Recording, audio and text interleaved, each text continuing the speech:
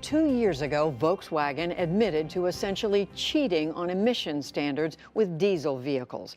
As part of a nearly $3 billion settlement, Volkswagen was required to establish a fund that could be used by states to reduce air pollution, specifically from diesel exhaust. States are now figuring out how to spend their share of that settlement.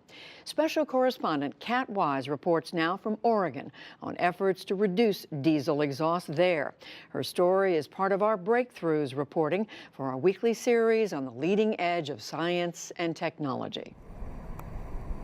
Portland, Oregon is booming. More than 20 cranes dot the skyline.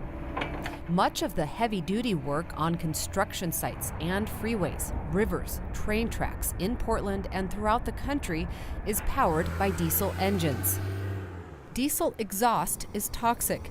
It's been classified as a human carcinogen by the World Health Organization, and it's a contributor to climate change. Since 2007, new on-road vehicles have had to be built with emissions controls that greatly reduce as much as 95% the sooty mix coming out of diesel tailpipes. For off-road equipment, the same rules phased in around 2014. But there are no regulations for the estimated several million older diesel engines still in use, and they can run a very long time.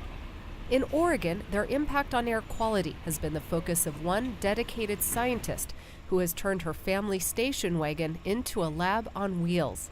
Diesel particulate matter is one of the air toxics that didn't get regulated in the Clean Air Act. So it's part of the unfinished business of the Clean Air Act. Linda George is an atmospheric chemist at Portland State University who's studying diesel levels in the city's air. What we're doing is driving around with an instrument called an aethylometer, and an aethylometer basically measures black carbon, which is a surrogate for diesel particulate matters.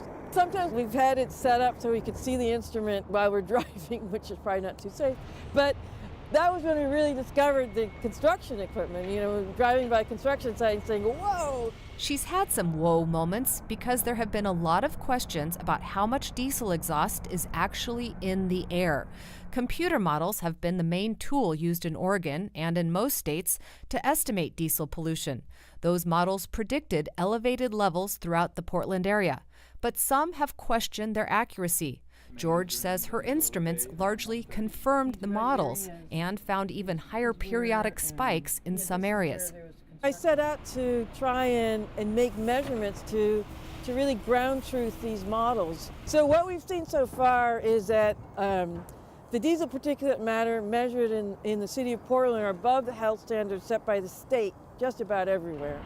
And then if we look at areas where there's a lot of activity, like near a train or by construction equipment, we see really elevated levels, surprisingly elevated levels, 10 or 100 times higher than the standards. Those high levels in some areas can have an impact on public health. It's estimated as many as 400 Oregonians die prematurely every year from exposure to diesel exhaust, and overall health and welfare costs can be as much as $3 billion annually. Some groups, though, are more impacted than others. A 2014 county report found diesel pollution is 2 to 3 times worse for minority communities. You can see multiple semi-trucks coming off and on these highways, and just every time, you know, they rev their engines and a puff of black smoke comes out, and it's really gross. 27-year-old Alex Maharas is one of those concerned about diesel exhaust. He lives in Tualatin, just outside Portland, in an apartment building near 2 busy freeways. At least a mile and a half radius around our freeway exits are all low-income apartment buildings where the populace are mostly Hispanics or Pacific Islanders. I'm worried for a lot of the kids around here. You know, I have lots of friends that, they all have young children. Here in Oregon, there's been a growing awareness and concern about diesel exhaust and its impacts on human health. But the issue has taken on more urgency in the past year in the wake of the VW settlement. The state expects to get about $70 million in funds to help it clean up its air. But there's a big debate going on now about how best to spend that money. We're strapped budgetarily And so the VW money came at a very opportune time. Michael Dembrow is a Democratic Oregon state senator whose district includes parts of Portland. Last year, he introduced a bill that, among other things, would have used VW settlement funds to help owners retrofit older engines or buy newer models. We know that the trucks that are going interstate and that are owned by the larger, wealthier companies are dealing with this problem. But those that are owned by smaller companies, minority, women-owned, are having a real challenge because the new trucks are more expensive. And as far as construction equipment, we just don't know. That's because the state doesn't have a license or registration system for off-road diesel equipment like tractors and backhoes. Dembrow says his ultimate goal is for Oregon to do what California did a decade ago, require older diesel engines to be phased out or retrofitted. California is the only state which has enacted regulations for older diesel vehicles.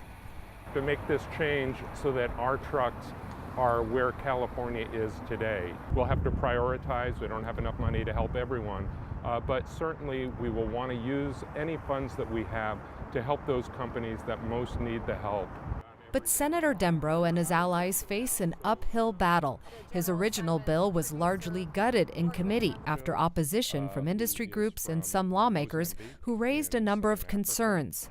A compromise was reached to use some of the VW funds to clean up the state school bus fleet. But it's estimated that upgrading the entire fleet of older diesel vehicles throughout Oregon could cost hundreds of millions of dollars. Some owners of older diesel vehicles, like Sandra Morissette, who operates a 1997 dump truck, worry those high costs might fall on them if new regulations are passed. Morissette supports efforts to clean up the air, but she wants lawmakers to be careful about implementation. I think that they should really consider how it's going to impact us. People just want to start the business to make money. They don't think about, making their truck perfect. They think about making the next paycheck. That could make or break their business. Okay, here you go. Kevin Downing is well aware of arguments on both sides of the issue. He's the state's clean diesel program coordinator. We met up with him on the lot of a local excavating company where he used a white pillowcase to show just how much soot spews out of old engines. All right. This is what's going up in the air and people are breathing it. We're trying to go from this to this, and it's possible to get trucks to run like this. Downing has been in charge of a small voluntary program that's used federal dollars and some state dollars to nudge owners like Ron Roth to scrap their old vehicles. On the night we visited, Roth was doing just that. Instead of selling this 1994 truck for about $35,000, one of his workers burned a hole in the engine and cut the frame so it could never be used again. And Roth got a check for nearly double that amount from the state. It's definitely a win for me because I'm getting rid of it either way, but somebody else didn't get it. So now it's off the road. We're using taxpayer money, $60,000, to put into encouraging a scrapping an old truck and getting a new truck in. We're getting a return of about $30,000 to $40,000 a year in avoided health effects. That's an incredible investment of money. For her part, Portland State professor Linda George says a better scientific understanding of diesel exhaust is vital to help inform the public policy debates. On a political level, models get dismissed as just being models. But what's really powerful is having models combined with measurements to really nail down what's going on.